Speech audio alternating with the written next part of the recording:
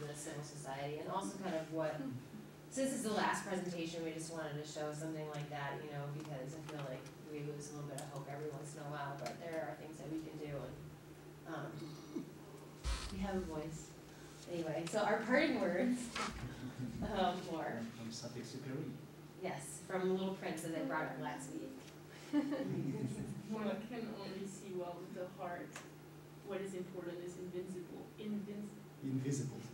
the eye. So that's just something to, that's one of the quotes I always remember from the book. So I just thought maybe you guys would like to keep that in your hearts as well. Thank you, Catherine. And, yeah, speaking of the Little Prince, last time you mentioned it, and I mentioned that I had a new translation, and here it is. And maybe we can read the episode with the fox, right? This is where this quote comes from. Yeah. Read it now. You can read it now, or you can read it after. Okay. We'll do it after the. All right, I gotta find it. You can first, find too. it. Okay. Yeah. It's actually a rather long case. It is long. but it's very. Except it's translated, so that's. Yeah, you can understand it. You can even understand French with your heart, right? You just open your heart. I wish it worked that way. Right, yeah. It was another French thinker, I think, Blaise Pascal, right, who said that the heart has its reasons, which reason doesn't know. Which is very true, also. What was the name of that guy? Pascal? Oh, I do know him. Pascal, yeah. There's a programming language named after him. Yeah. I don't think he had much to do with it, though. Okay, we just heard two very good presentations, and just quickly let me summarize a few things and clarify one or two points. In the first presentation, I think state and civil society play a very important role, and it may be just useful for us to remind ourselves that both those concepts have complicated histories. In the 19th century, Hegel actually made the distinction, taking it from Smith,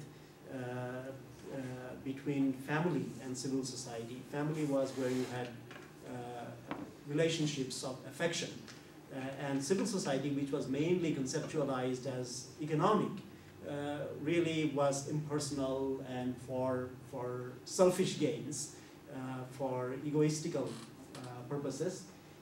And then state would be a mediator. State would mediate and make sure that the civil society would work. In the 20th century, towards the end of it, actually, civil society went through an expansion, and both in concept and in terms of practices. So today, we have a much richer conception of civil society, so that civil society can actually stand against oppressive states, or one hopes that it can. Various organizations, Physicians Without Frontier is one such organization, Partners in Health, another organization, Grameen Bank is one organization, Bangladesh Rural Advancement Committee, the Indian organization SIVA, which is for women.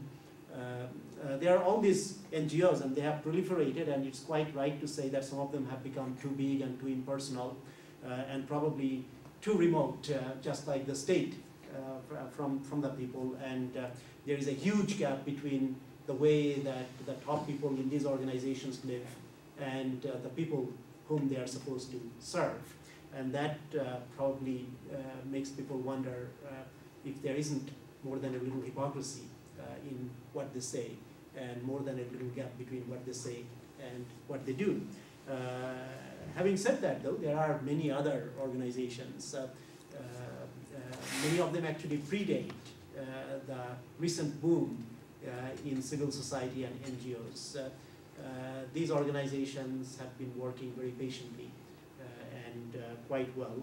And there are new, smaller organizations that are emerging.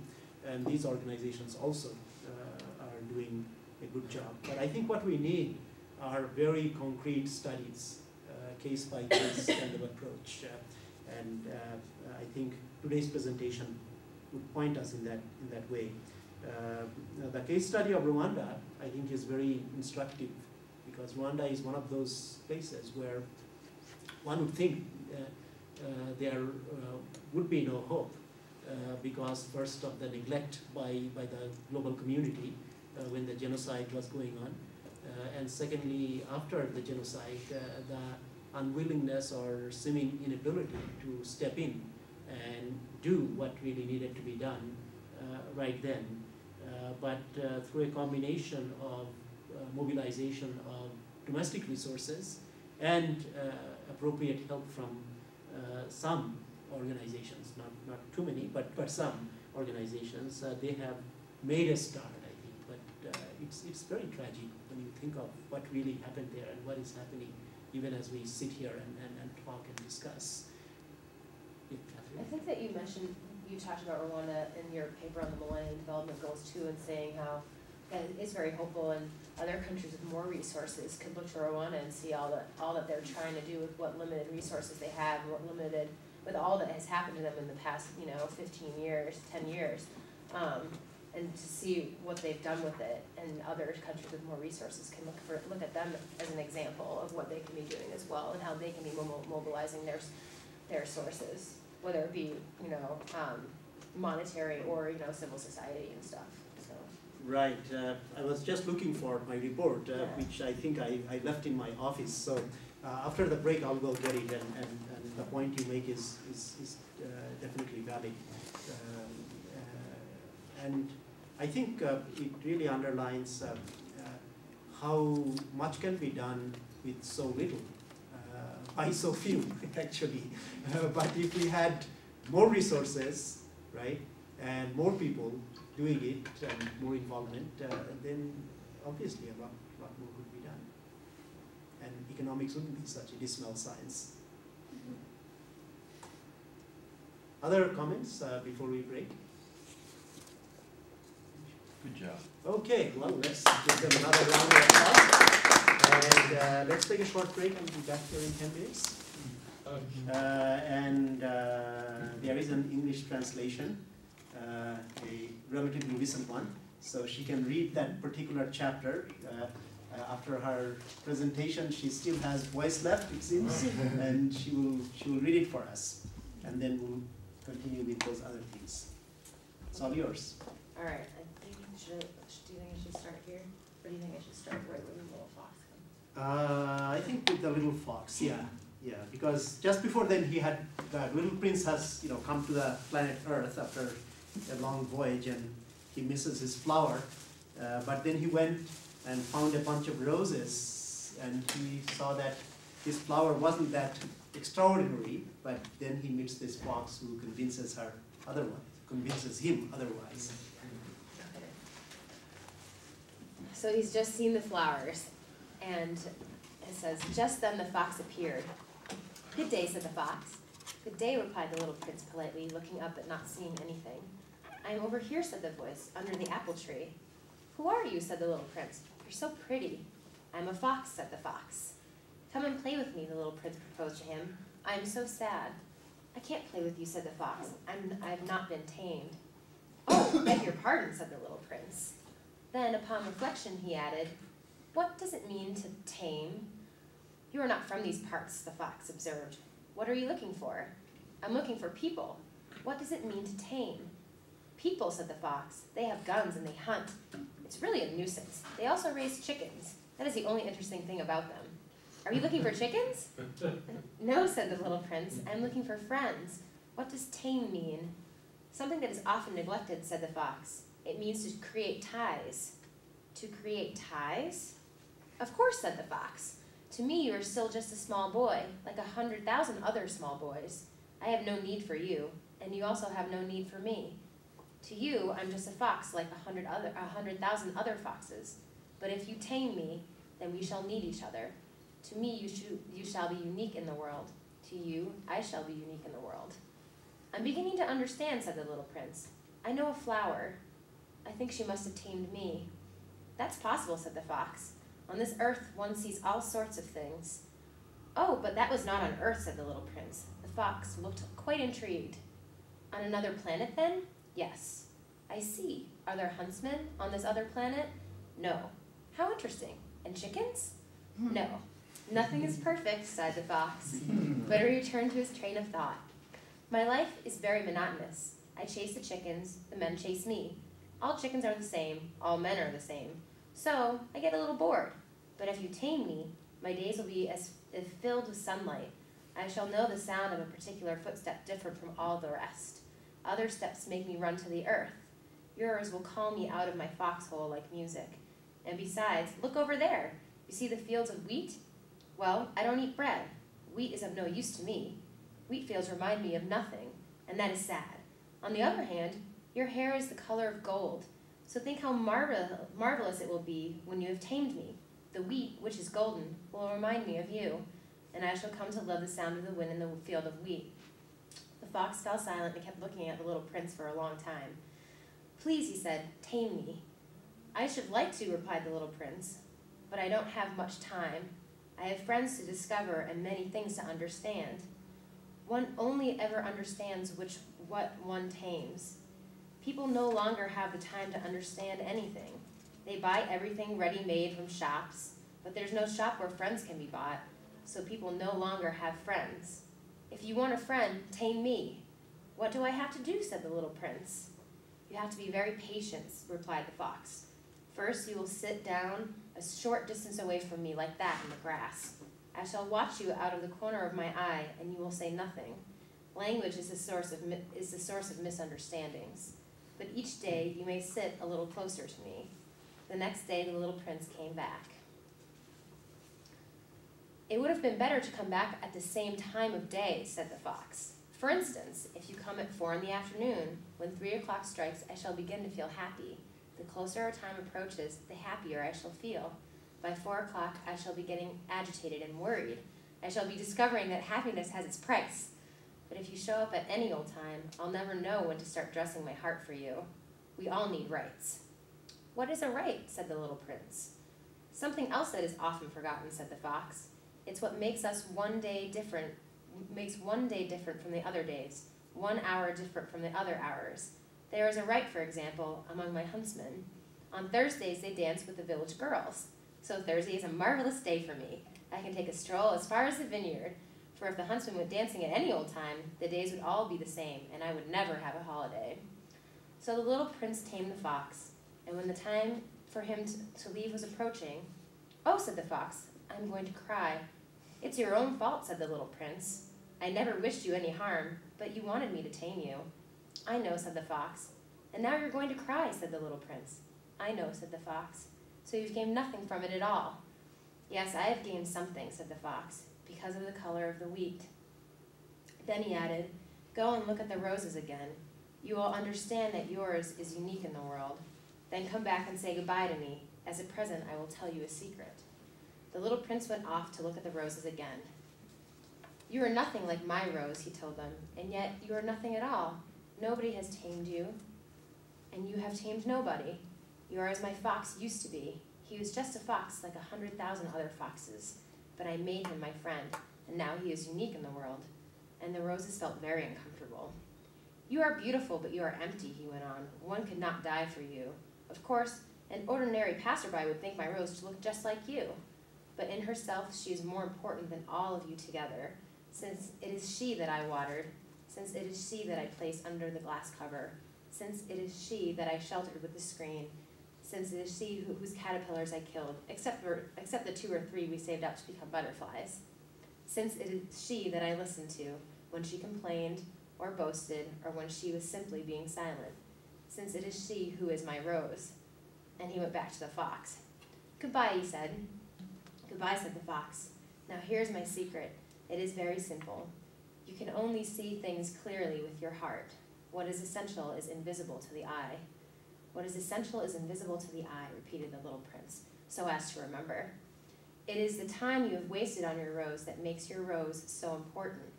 "It is the time I have wasted on my rose," repeated the little prince, so as to remember. "People have forgotten this truth," said the fox, "but you must not forget. You become responsible forever for what you have tamed. You are responsible for your rose." "I am responsible for my rose," the little prince repeated, so as to remember. Thank you. Yeah, I think that message of responsibility, which I think is a message that people sometimes don't seem to pay much attention to, is very, very important. And Erich Fromm, whom you have read, has another little book called The Art of Loving. And in that Art of Loving, he distinguishes between love and what he calls neurotic symbiosis. A lot of what goes in the name of love is fairly neurotic, especially if you listen to popular songs and watch soap operas or sitcoms and those things, or real life episodes. But love really involves both recognition and respect for Fromm, and I think Fromm is largely right about that. And so if you take a say Christian perspective or perspective of love that exists in so many other spiritual traditions, in fact all spiritual traditions that I'm familiar with in our planet, then it does impose a responsibility on all of us to think of those who are less fortunate than we are in some dimensions as people that we have to care about and be responsible for and do something about. Catherine mentioned this Rwanda part from my report. It's on page 25, and it is true that Rwanda presents a very unique case in its pursuit of the Millennium Development Goals, and it has achieved some successes. Rwanda held its first free and fair elections, and now has the highest proportion of women parliamentarians in the world, 49%, which is higher than even the Scandinavian countries. That is just amazing, I think. But Africa has a very strong kind of tradition of women making decisions. And even when they are not directly in politics, indirectly, they make a lot of decisions, not just in the household, which is true of women in many other places, but also in the marketplace and in community. You also, it is really interesting that on their own, they acknowledge that reliable justice, democracy, and economic growth are preconditions for attaining many of these Millennium Development Goals. And it is true that the scars of genocide will take a long time to heal. And we do have a responsibility to see that they heal more quickly rather than linger on. I just want us to be reminded of that. But both the presentations, I think, made it very clear that the policy framework that we need has to be both global and local. And it has to be operative at many different levels. I mentioned micro and macro in methodology. There is also an intermediate meso level. There are different time horizons. We have the short run and the intermediate run and the long run. And roughly, when I talk to policymakers, I try to tell them that short run really means between now and 4 years, and intermediate run between 4 and 10, and long run anything over 10 years. Of course, in the very long run, we are all dead, but the long runs, like 2015 for Millennium Development Goal, when the goals were proclaimed, they were 15 years away, so it would be long run by my definition of long run. They use most of 1990 as a base year. They do, for 1990 as a gives base you a year, little so extra. that gives you a longer run, that's Yeah. true. That makes it a little easier, I suppose. Right, to- I mean, they to declared keep in the 2000, targets. but then used 90 as the base year to sort Right, of, like, right. we're already gotten part of it accomplished now. That is true, and in some countries, of course, they already are way beyond that. Yeah, it's true. Yeah, Mhm. yeah. But it is for these IPS countries that I discuss here, those goals are most likely not going to be met unless there are interventions and strong interventions right now, supported by both domestic actors and international actors. So that's the main point I tried to get across. I also am very critical of many other things, including things that the UN has done and continues to do. I hope that they will be listened to, but one is never sure. I have been invited to go there, that is, there being New York. I remember Gertrude Stein once said about Oakland that there is no there. But New York is different, I suppose, or at least the New Yorkers think so. Anyway, I'm supposed to be there in October and try to convince those people who are in charge of making these policies once again that they should be doing certain things differently, and they should be, in particular, be listening more to the people from within those countries and engaging in a dialogue rather than monologues from the headquarters going over there. As somebody famously said, a British politician, I think, that monologues, many monologues do not a decision make. But of course, we have decisions by monologue, usually done by the people who are more powerful and people who are more wealthy, people who have more resources at their disposal. They make these decisions for people who don't have these resources. Yeah. Now you'll be at the UN, right? Yeah. Yeah. In reading the first volume in Voices of the Poor Project, there's a brief intro by the then president of the World Bank, Wolfensohn. Yeah. Right. Where he makes a very strong pledge, basically, not only to listen and saying the right words and so on, but to I can't paraphrase it just off the top of my head, but it's basically hold us accountable if we do not. I found that to be very striking, and I take that then as a litmus test or a yardstick then to measure. So what has happened since then?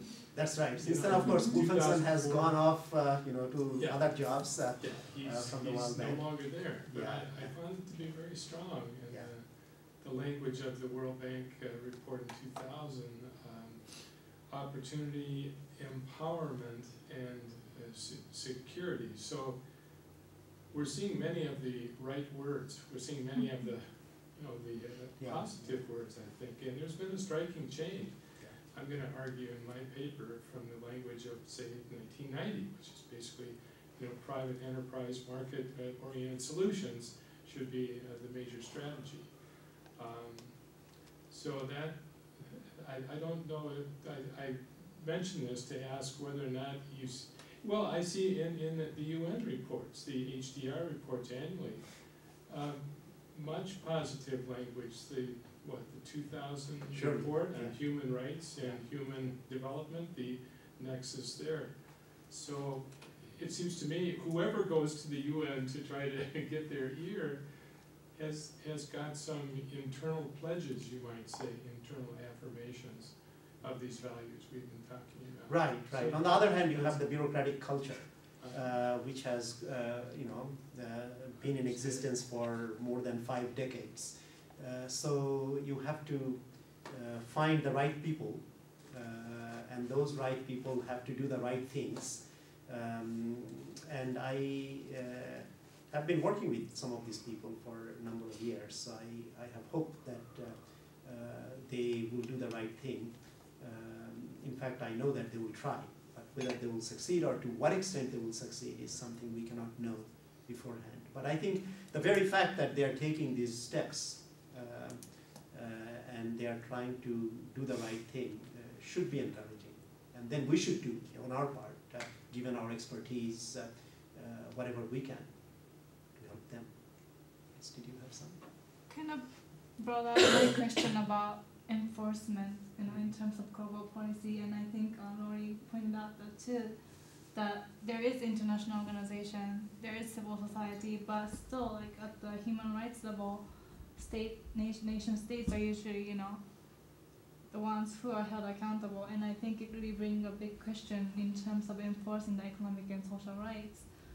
And I think Sen talked about, like, one of his last chapters, that responsibility requires freedom. You know, like at the individual level, people say like, oh, individuals have to be responsible for their life, but if they don't have freedom, they can't be accountable for responsibility. And I think the same thing applies for the states too. When they don't have economic capacity, how can they be accountable? And I know there's corruption, there's a lot of things that they are doing that's not necessarily helping the people, but still, you know, that really brings up to the global responsibility, but where is the enforcement? You know, how can we make them accountable when they are not internationally, like, you know, legally bounding to be responsible, you know? Like, yeah, actually what you say, Anna, makes quite a bit of sense, because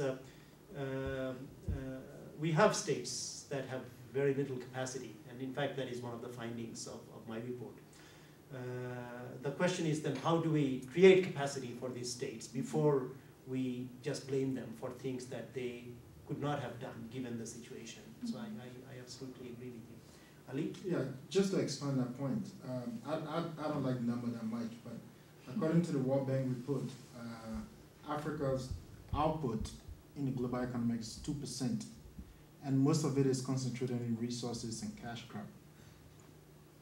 And in fact, I do not know how much the capability of the state is to even take care of the people, or even the people having their own capability to take care of themselves, if the whole global output is 2% and concentrated in resource extraction that entails more technology and less individual involvement. I find it very, very difficult for Africa to even make it through the global economic system. Yeah, it seems inherently skewed against the people, and in fact the state also. Mm-hmm. Yeah, clearly that is the case for Africa in particular. And then if you consider that 2% is actually distributed in a very lopsided way, probably less than 1% of the people in Africa control more than 90% of that 2%. It becomes absurd, really, to ask that African government somehow can fix these things just on their own without popular movements and pressures from below, plus concrete help that can be utilized. That is the point that I tried to make in my paper on foreign aid to Africa, which I don't think you read in this course, but it's in that book published by United Nations University. It's called What Can Africa Learn from Asian Experience? And clearly Asian experience has been very different from African experience, among other things, because of the striking differences in the capacity of the states in two cases, and resources the states can control and command. Yeah. And it is, you know, aid would mean little, I think, if the principles of that goal aid could somehow, you know, come forth. I mean, aid could still play a part, but if the trading system were redesigned in a way that wasn't so disadvantageous for poor countries, in particular African countries, if we really did look out for the needs of economically of states that aren't endowed, whether they're islands or landlocked or just lacking in much advantage in any way. If we opened our markets to the things that, you know, can be produced, and so, you know, I mean, there's a million things we could do just in terms of making the market more equitable. That could increase. It just drives me crazy. Well, no, that point is very, very well taken, Josh, and of course it drives many of us crazy too. You will recall that towards the end of the monograph on Africa that you had to read, I actually suggest a set of concrete steps, including extending the generalized preferential system to Africa, but also removing tariffs from especially agricultural products from the US. And the same thing applies to European Union, I think even more. European Union is quite hypocritical when it comes to these things as well. So we have to be very clear about these things. And the powers that be outside of Africa have to be much more serious and sincere and really put their policies where their mouths are. Mm-hmm. That hasn't happened to the extent that it needs to happen, but I think we will continue to make our case and hope that some hearts and some minds will change eventually. But the greatest hope lies in political change within Africa. So, okay, let me, we kind of covered global issues and global poverty through this discussion. Let me quickly just distribute a few things related to social accounting matrices. And I will start the discussion today, but I don't think we have time to finish this.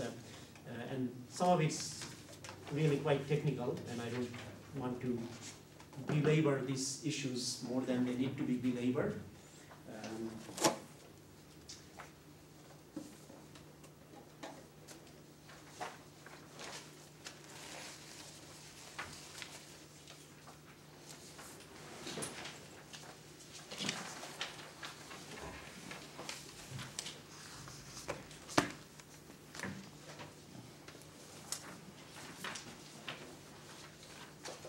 Okay, let me just deal with part of it today. Social accounting matrix is both an extension of the national income account system that most of you are familiar with, or what the UN transformed into social and national accounts, and there are some very crucial difference there as well. It's also an extension of input-output systems. And David actually worked for a long time on an input-output table for Colorado, which at one point I had seen. I don't know where things are now, but this is an input-output table for Indonesia for the year 1975. It's a lot weightier than the Colorado one was, from what I recall. I'll pass it around and you can just take a quick look. It's a lot of work, that's what I want to say. When I was a graduate student, I went to Indonesia for 6 months and I worked with the people there in their Office of Statistics. So I know all kinds of dirty stories of what really goes into making these things.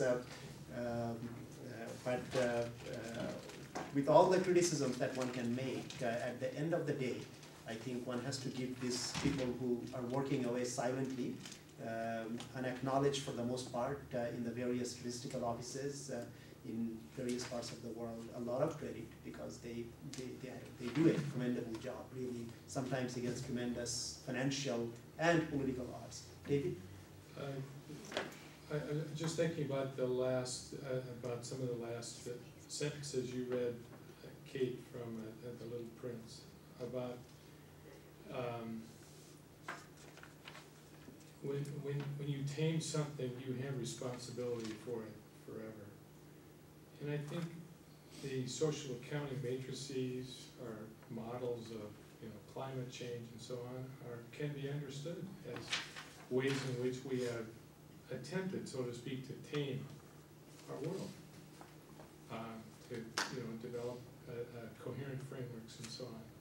And so I'm just the words are resonating in my mind about, well, what does it mean then to take responsibility for the way in which we have tamed? And it's not just the conceptual models, it's the network of petroleum extraction and refining and so on that's on the front pages of their papers with gasoline prices. The story is that Colorado's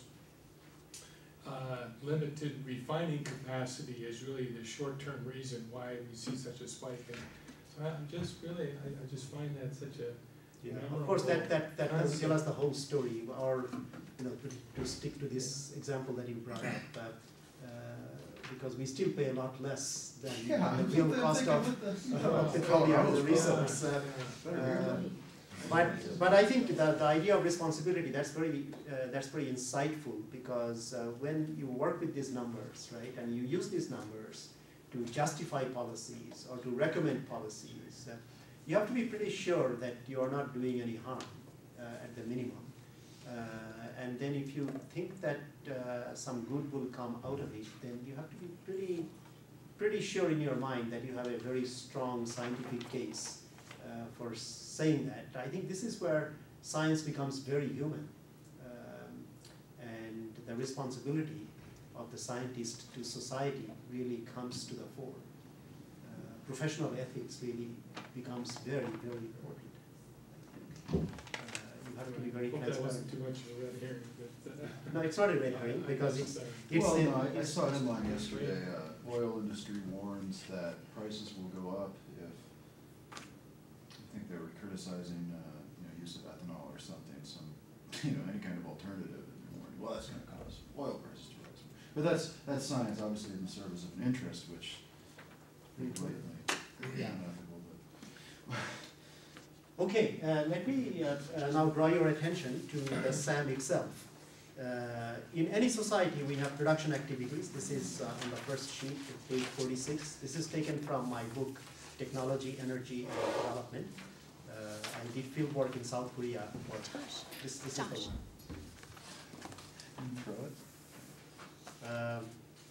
So you have production activities, and then institutions, including household distribution, but you also have factors from which households derive their income. And it is kind of a circular flow in the economy, right? Initially, actually, the analogy was circulation of blood. Harvey, discovered that blood circulated in the human body, and people who were knowledgeable in Europe, we are talking about now 18th century Europe, people like Quenet, who was a physiocrat, they took that idea, this analogy, and used it. And that's how quite often science progresses. You take idea from one field, and you try to think about something in another field by analogy. It doesn't work always, I should add immediately, but sometimes it does work, or it leads you in a direction that can be fruitful. And in this case, it has been quite fruitful. Now you can present the picture of the economy at a point in time as a table, and that is the social accounting matrix as such. And that's given in table 3.1. The convention here is that expenditures flow from the column to the rows, and columns spend and rows receive. That is one way to think about this. So if you go down the factors of production, for example, capital, labor, etc., they receive value added, right, in economic terms. And this value added is distributed to the households and to the companies along the rows. If you look close to the, I suppose this would be the northwest corner, right, of the table.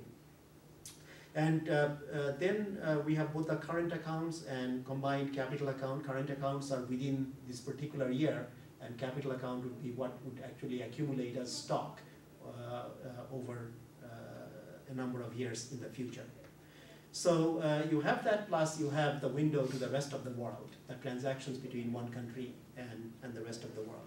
So these social accounting matrices can be created for any particular period of time during which incomes flow and expenditures are made, savings and investment and other economic activities occur.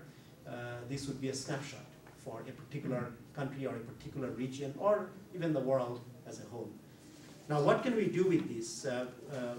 Before we go there, let me draw your attention to the income distribution part, which is this second sheet I passed around, tables 3.2, I guess table 3.2. Same table continues over 2 pages. Now, this is from Korea, and in Korea, we had 15 different categories of capital and labor, and also corresponding 15 different kinds of household. But not every household, of course, had every ownership of every kind of factor. And some households had only, say, one kind of factor.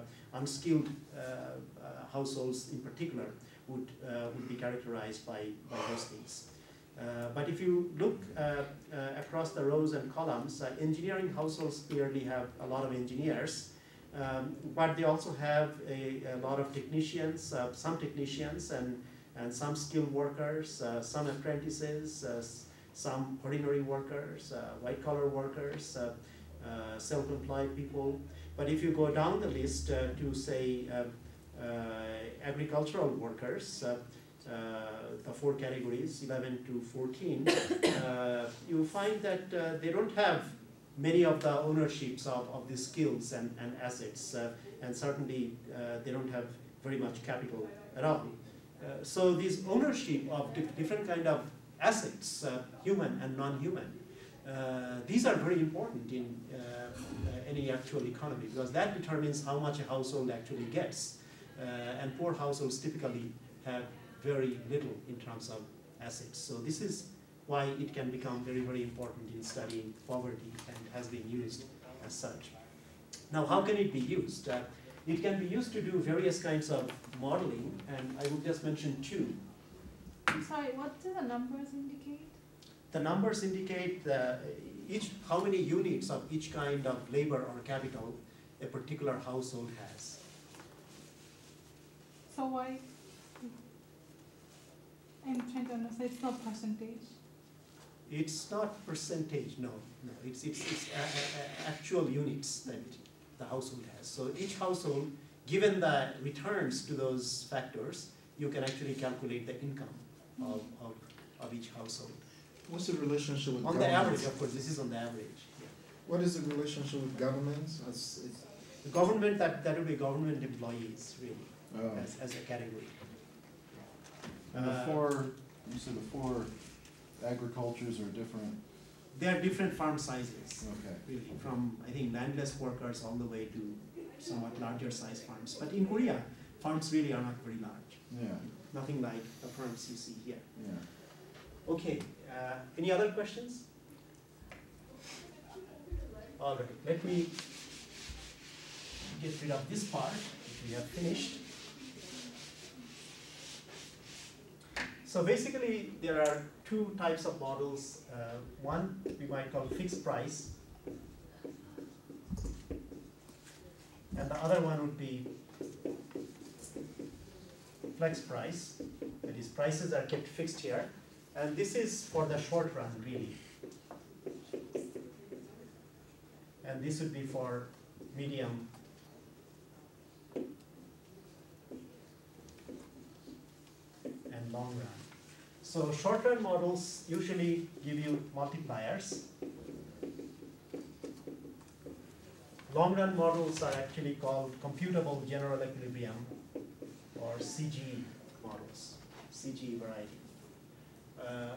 We'll keep ourselves confined to the short-run model for the moment because it is simpler. If you have a complete social accounting matrix, which would be a lot larger than this input-output table that's going around. You can call it a transactions matrix or a T matrix. From T matrix, you can actually derive a matrix of what we call marginal expenditure propensities. MEP, marginal expenditure propensities.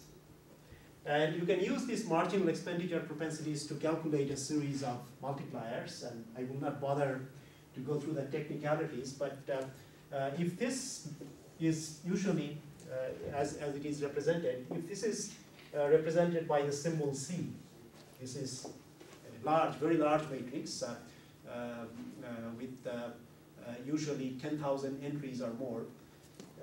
You can calculate a series of multipliers, we can call them fixed price multipliers, by taking the inverse of this huge matrix, where I is an identity matrix which has 1 on the main diagonal and zeros everywhere else, if you recall your matrix algebra.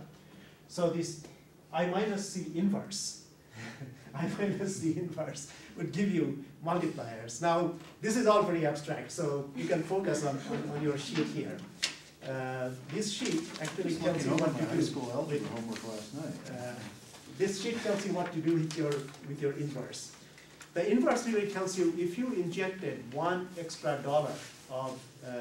of expenditure along any of those columns, what would happen in terms of receipts? And the very idea of multiplier is that more than $1 would be received as a total because of this successive rounds of spending and respending that goes on in the economy. Now, here, Indonesia, of course, doesn't use dollars, it uses rupiahs. This is from the Indonesia SAM, which was partly built on this input-output table that is in your hands. In Indonesia, we looked at also different kinds of activities. Some activities actually are done mainly by women. For example, this hand-pounded rice is basically done by women. And milled rice would be more capitalistic, owned usually by men and worked by men with machines machines that run on motors and things like that. So if you want to derive the employment effects from fixed price multipliers, you first calculate the income that would be received by all these different labor categories. You divide that income by the average wage, which is given on column 3 here, and then you will get the employment figures that you do get. And notice here that we have both paid and unpaid workers here. And most of the unpaid workers, again, are women. And the project that we are trying to do right now with UNDP and the Levy Institute actually looks at this problem in a larger context in South Africa and in India. Any questions? So let me leave these numbers now. We don't want to do more numerification than is necessary, and just focus on what the issues are. With respect to women, the issues are really, first of all, discrimination. What kind of discrimination they really face within the household, in communities, in the marketplace. And the answers are that they face multiple discriminations. And given these discriminations, their earning capacities are lowered significantly. And because their earning capacities are lowered, they have less voice and less power. And you get into a kind of vicious cycle. So, yes. Yeah, in my research, I discovered that women in Africa, I think, represent 60% of the internal market transaction. Right, right. And 90% of subsistence agricultural work. Right. But especially in agriculture, they are not paid. They are not paid. They are not paid. Also, in much of the other work and housework and care work that they do without pay, those are not really acknowledged. So one idea is that if you could create some employment programs in the communities for things that women are forced to do, for example, taking care of children or tending to the ill, especially given the prevalence of HIVs. HIV patients in South Africa, as in other parts of Africa. If you could convert them to paid work, some women could be earning money, and you could organize the work better, maybe improve the quality, and at the same time free up the time for many other women to do other things with their time, maybe just have a nap once in a while. So this is the idea, but we actually produce the numbers that would convince the policymakers that this would be useful and that it would be financed. That is not as easy as it might seem to us here. There are many skeptics out there, so you have to produce the right kind of numbers, of course following good scientific procedures if you want to convince them. So you have really one technical, economic, analytical part, and then you have a political task where this part actually can fit into the political task, and hopefully it will make it somewhat more convenient for those who are better at political persuasion than people like me are. I wonder if you could say a little bit more about how in your work and research in nations like Indonesia and others, how the informal economy is handled. And I'm looking at table 5 here, you've got ag, unpaid, rural, urban, and so on. So that seems to indicate that there's a way in your model. Yeah. Were you able to take that? Well, that's an excellent question. Actually, we spend so much time, and I hope it doesn't sound immodest when I say that actually Eric Thorbeck, my co-author, who is at Cornell, and we actually were pioneers in developing this modeling approach that we used first in Korea and then in Indonesia. So the idea was to, first of all, look at unpaid work, which is in the informal sector for the most part, and to find some way to compute an implicit wage, and that is quite challenging. The other part was to identify what would be the informal activities as such. For example, hand pounding rice is an informal activity, whereas milled rice is formal activity. Drying and salting in Indonesia was informal activity, and canning was formal activity. Producing clove cigarettes in many parts were informal, although they were large. And producing what they call white cigarette, which is the normal cigarettes we see here, that was and is a formal activity, and so on and so forth. So it took us a lot of time to really find the right way to operationalize the idea of the informal sector, which of course has been broached first in 1970s, first in an ILO mission to Kenya, and then through a lot more work by ILO and by other people in the academe. And right now, of course, informal sector is getting a lot of attention, but that is sad, because it is largely the failure of the formal sector to generate jobs and keep people out of poverty that is forcing policymakers now to look at the informal sector. I'm writing a paper now with my colleague in India, Anushri Sinha. She has done a lot of work on informal sector and women. So we are writing a paper actually outlining all these things and pointing out that informal sector really is no magic cure for poverty. It's almost a counsel of despair. We have to, first of all, upgrade the jobs within the informal sector. We have to formalize some of them, at least the property rights in the informal sector. And we have to have better legal protection for these small vendors and marginal kind of traders. But that is their livelihood. And when the police comes and chases them, or worse yet, extorts money from them, something is not right in this setting. Okay, and I will cover some more in this direction next time when we meet. But let me turn now to our last item before we have the small group discussion, which is about war, peace, and global poverty. I think the Rwanda example again shows the connection between war and poverty, and people have done some more systematic work. The person who has done the most significant work among the economists is a woman from Oxford. Her name is Frances Stewart.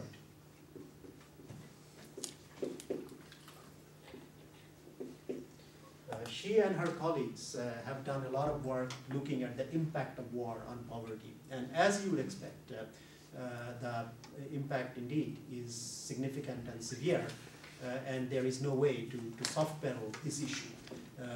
That wars are horrible, but they are horrible especially for poor people, and they make many people who are not poor before poor in the aftermath, or even during the time that war goes on. And therefore, peace in itself is something that one should achieve or try to achieve as a policy target, because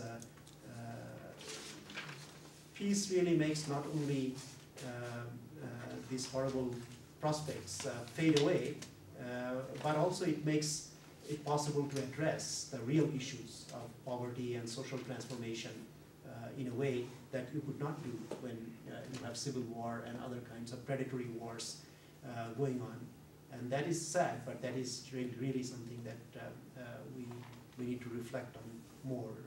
If economics were just tranquil, you could do everything by sitting in an office. And sometimes people who want a quiet life go into professions like economics, thinking that they can just sit in an office and do these things, and they do. But I can't do that. I don't think you can study these issues that we are talking about just sitting in an office or lecturing in a classroom.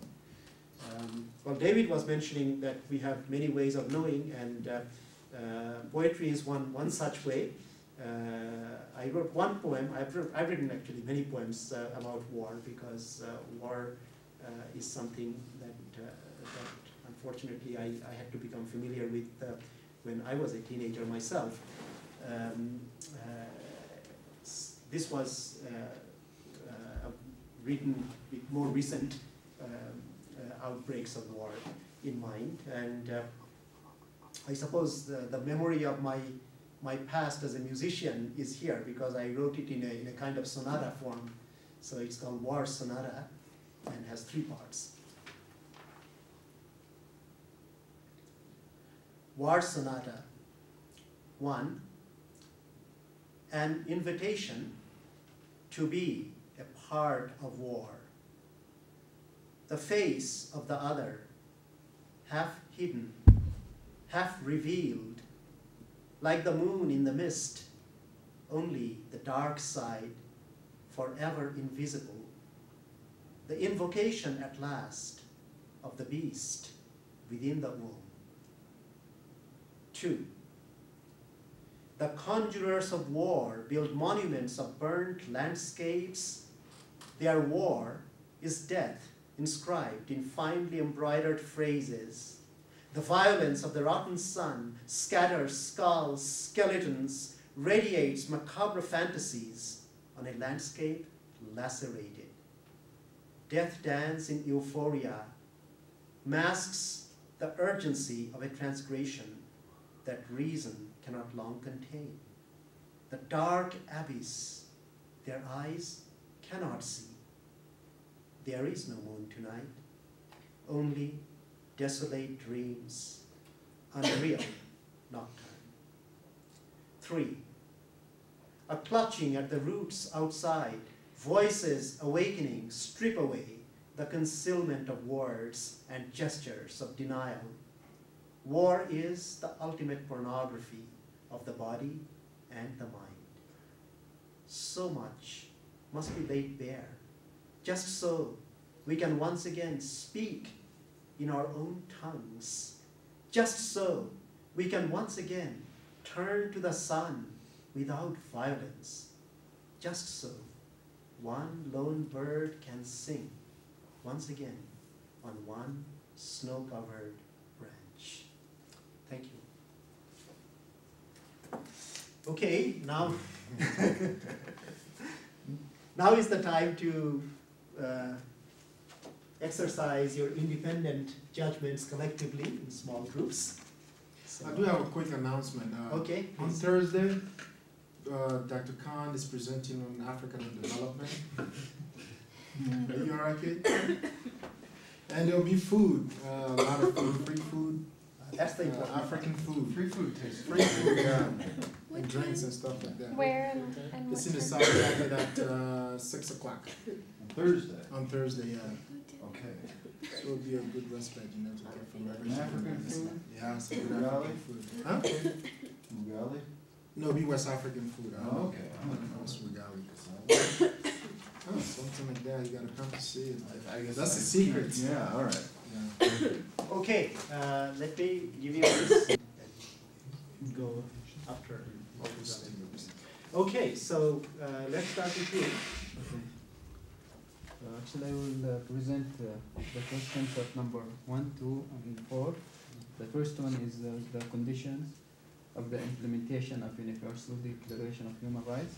Actually, I think the conditions, the first one, we need strong judiciary power. Second one, popular and impartial legislative power, which can censor and call executive power. Third one, just executive power. The fourth one is going to be about tolerant and open culture. Second question, the problems of world faces in implementing human rights. Actually, I'm going to talk about the most 2 important problems. First one, culture, because some countries criticize the UDH for its failure to take into account the culture and religious context of non-Western countries. The second one about sovereignty. Some countries claim that UDH penetrate their sovereignty and authority. And fourth question, it's going to be about the role of civil society in implementing human rights. The first one, receiving United Nations representative. organizing the relationship between the international human rights organizations and the local organizations, and assembling conferences